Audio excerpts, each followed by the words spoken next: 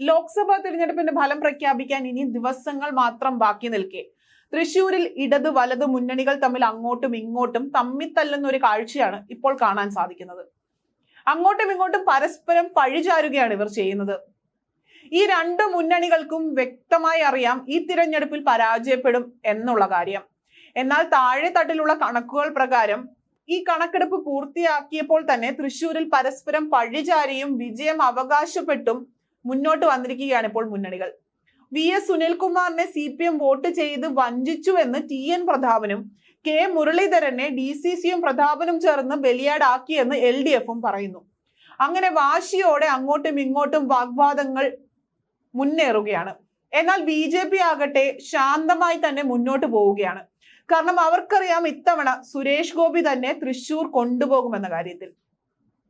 അതുകൊണ്ട് തന്നെ അവർക്കിടയിൽ അങ്ങനെ ഒരു തർക്കത്തിന്റെയോ വാക്പോരിന്റെയോ ആവശ്യമില്ല എന്ന് തന്നെ പറയാം.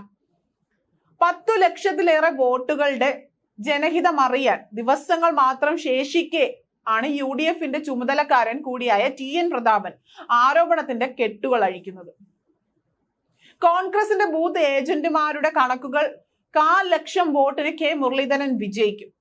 CPM CPIയെ കാലുവാരി എന്നാണ് TN പ്രതാപന്റെ ആരോപണം.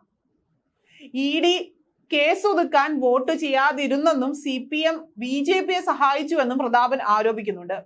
പ്രതാപന്റെ ആരോപണം ബാലിശമാണെന്നായിരുന്നു LDF തൃശൂർ ജില്ലാ കൺവീനർ അബ്ദുൽ ഖാദറിന്റെ മറുപടി. K മുരളീധരനെ പ്രതാപനും തൃശൂരിലെ കോൺഗ്രസുകാരും ബലിയാടാക്കി എന്നാണ് പ്രത്യാരോപണങ്ങൾ വരുന്നത്. എത്ര സ്ഥലങ്ങളിൽ മുരളീധരനായി പ്രതാപൻ വോട്ട് അഭ്യർത്ഥിച്ചു പോയിട്ടുണ്ട് എന്നും അബ്ദുൽ ഖാദർ ചോദിക്കുന്നുണ്ട്.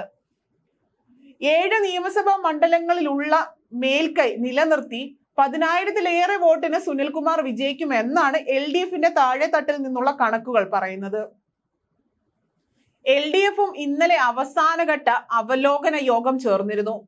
സുരേഷ് ഗോപിക്ക് അനുകൂലമായ തരംഗം മണ്ഡലത്തിൽ ഉണ്ടാകുമെന്നാണ് അവരുടെ എല്ലാവരുടെയും കണക്ക് കൂട്ടലും. 4 ലക്ഷത്തിലേറെ വോട്ട് മൊത്തവും നേടും. പ്രതീക്ഷിക്കുന്ന ഭൂരിപക്ഷം 50,000-ലേറെ ആയിരിക്കും. കൂട്ടിയും കിഴിച്ചും നോക്കുമ്പോൾ ന്യൂനപക്ഷ വോട്ടുകളുടെ ഗതി എങ്ങോട്ടാണ് എന്ന് 3 മുന്നണികളും ഉറ്റുനോക്കുന്നുണ്ട്. എന്തായാലും കാറ്റിന്റെ ഗതി BJPക്ക് അനുകൂലമാകുമെന്ന് തന്നെയാണ് ഈ വാർത്തകളൊക്കെ തന്നെ സൂചിപ്പിക്കുന്നതും.